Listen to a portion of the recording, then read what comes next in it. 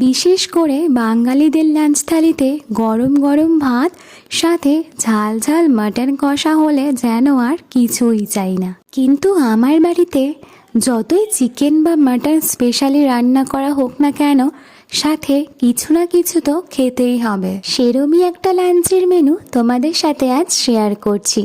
লাঞ্চের এই মেনুটা আমার একটু বেশিই পছন্দের, কারণ ছিল গরম গরম ভাত, কচু শাক, কচু ভর্তা আর ছিল মাটন কষা। মাটনের সাথে অন্য কোনো ডিশ হলে সেটাকে অ্যাভয়েড করারই চেষ্টা করতাম, তবে আজকের ডিশগুলো প্রতিটাই আমার প্রিয়।